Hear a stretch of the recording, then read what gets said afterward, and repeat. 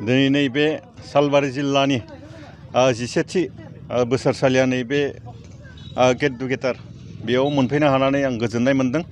बे हाबाफारियावनो आंखौ फुंनि समाव रुंसारि तरेन बर' सारनि सावगारियाव बिबार बावनाय हाबाफारि बेयाव आलासि महरै लिंहरदोंमोन। बे हाबाफारिखौ मावफुंबाय। आं थारैनो गोग्गानाय मोन्दों बिथां सारनि सावगारियाव बिबार बावजेननाय हाबाफारिखौ मावफुंनो मोननानै। दिनै सालबारि जिल्लानि नैबे गेट टुगेदार बे हाबाफारियाव जोङो लोगोसे जोंनि सेन्ट्रेल बिसानि दान्दिसेनो नुनो एगजिकिउटिभ सिटिं दङ।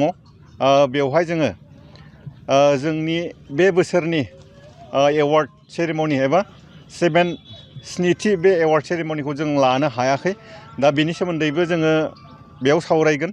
लोगोसेनो जोंहा नैबे 2026 मायथाइनि एप्रिल दानावनो सेन्ट्रेल बिसानि जि टार्म बेयो जोबनानै थांबाय। दा बेखौबो जों बेवहाय सावरायनाय जागोन। बेखौ माब्ला टार्म मिटिंखौ जों माब्ला खुङो माब्ला खालामो। दा बेनि गुबै जाहोनानो नैबे दिनैनि जुथुमनायनि थांखिया। जानो हागौ बेवहाय टेकनिकेल एसे उसुबिदा जानानै थांदों। रावबो सानाखैमोन बेफोरबायदि जागोन होननानै। जानो हागौ जोंनि सावथुन मुलुगनि थाखाय बियो मोनसे लाइनजों जाफुंदोंबो, नाथाय बबेबा मोनसे लाइनजों एसे आखुवा थालांदों। जों आसा खालामगोन फैगौ समफोराव जों दिनै बुजि मोनबाय जेनेबा गंसे हल जानांगौबा माबायदि जानांगौ। दा बेखायनो फैगौ समाव माबा मोनसे जुदि हल फैयोब्ला बा जोंथ' बिनानै दोनखादो गभर्नमेन्टनियाव, जुदि फैयोब्ला बेखौ मोजाङै रायज्लायनानै बानायनाय जाथों। इन्जिनियारफोरजों मोजाङै सावरायनाय जाथों। नङाब्ला बेफोरबायदि जायोब्ला जानो हागौ जोंहा उसुबिदा गोबां नुजागोन। बेखौ जोङो लानो हायो नामाखौथ' जोङो डाइरेक्ट बुंनो हाला। बेवहाय अडियेन्स नायग्राफोरनि बाथ्रा थाबाय। दा जोंनि गेजेराव मोनसे समाव खमसे खम गोबां फिल्मा सोलियोमोन, नाथाय दिनैनि दिनाव मुगायासो सोलायखो ना स्टेन्डार्डसो जाखो ना बुजि मोनखो। दिनैनि दिनाव फिल्मफोरा एसे सोलिनायाव एसे उसुबिदा जादों। दा बेखायनो दिनैनि दिनाव नैबे हारिमुजों सिनेमा लाइनजों प्रफेसन हिसाबै जानो हाथारगोन जों बेखौ थोंजोङै बुंनो हाया। नाथाय जों मोनसे बाथ्राखौ नुदों, जायफोरा बयनिख्रुइबो साबसिन एक्सपार्टसिन बिथांमोना बोसोरसेयाव मोनसे मोननै फिल्म मोनोब्लाबो जानो हागोन बा जानो हानायखौ जों नुनो मोन्दों। दा बेखायनो जोङो जायखिजाया खामानि मावनांगौब्ला बयनिख्रुइबो साबसिन एक्सपार्ट जानो हानांगोन। अब्लानो दिनै जोङो जानो हागोन बायदिखौ जों नुहरदों। दिनै जों नुबाय फुकन बर', इलिसा, बिग्राय गौतम बिथांमोना मथा मथि मोनफ्रोमबो मासावनो प्रग्राम थायो। दा बिखौ जुदि नायोब्ला जोङो बे लाइनजोंबो जानो हागोन बा हायो होननानै जों बुंनो हायो।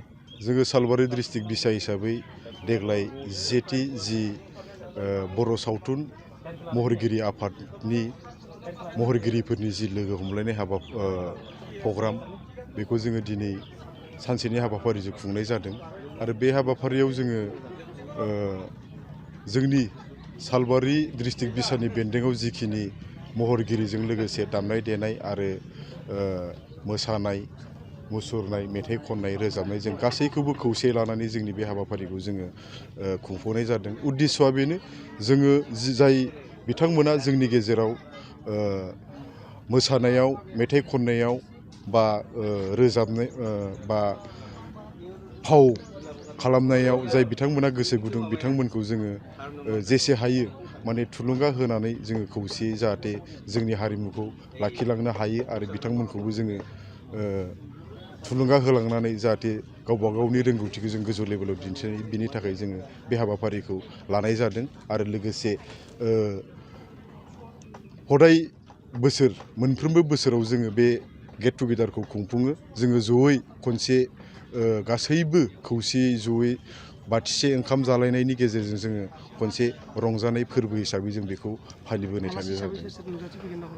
आलासि हिसाबै जोंहा जोंनि बे हाबाफारि हिसाबै आलासि हिसाबै जोंहा फुंनि हाबाफारियाव जोङो आलासि हिसाबै लिंहरदोंमोन जोंनिनो बोसोनगिरि मानगोनां बिथांमोनखौ लिंहरदोंमोन। बिथांमोना जाहैबाय फारियै मेन्देला ब्रह्म सार, दाब्ला बर' सार आरो लासित सरगयारि सार आरो कालिचरन उजिर सार आरो बिके महन ठाकुरिया मानगोनां बिथांमोनखौ जों आलासि महरै फुंनि समाव लिंहरदों आरो जोंहा दा मोनानि 5 रिंगा बेलासिनि 5 रिंगा जानाय लोगो लोगो जोंनि बे फैसालियाव जोंनि गोबां डिस्ट्रिक्टनिफ्राय गोबां आलासि नुजाफैगोन मेथाइ खनगिरिनिफ्राय लानानै मोसागिरिनिफ्राय लानानै महरगिरि बिथांमोना जोंनि गेजेराव फैगासिनो दङ आरो दान्दिसे समनि उनाव जोंनि बे सालबारि डिस्ट्रिक्ट बिसानि गेट टुगेदारनि गेजेरजोंनो जोङो मोनसे जोंनि बे गेट टुगेदाराव लोब्बा लाखिनानै सेन्ट्रेलाबो मोनसे एगजिकिउटिभ मिटिं लादों बेबो दान्दिसे समनि उनाव जागोन बेवहायबो गोबां डिस्ट्रिक्टनि सार बिथांमोना सौफैगोन बे हाबाफारियाव जोङो सालबारि डिस्ट्रिक्ट बिसा हिसाबै बेखौनो खावलायगोन जाहाथे जोंनि बे हाबाफारियाव ओनसोलनि रायजो राजाफोरजों लोगोसे जोंनि दामग्रा देग्रा मेथाइ खनग्रा मोसाग्रा बिथांमोनजों लोगोसे जोंनि खाथि खाला थानाय रायजोफोरा जोंखौ दिनैनि बे हाबाफारियाव लैहोर लैहोर फैनानै मदद खालामफैगोन आरो जोंनि मोनफ्रोमबो हाबाफारियाव बाहागो लानानै जोंखौ थुलुंगा होफैगोन बेखौनो आं आसा फारिगोन आरो खावलायगोन जाहाथे जोंनि बे हाबाफारिखौ मोजाङै मोजां बारहोनायाव बिथांमोनाबो जोंजों लोगोसे बाहागो लागोन बेखौनो आङो गासैबो रायजो राजा बिथांमोनखौ आं सालबारि डिस्ट्रिक्ट बिसानि जानानै गुरैयै खावलायगोन।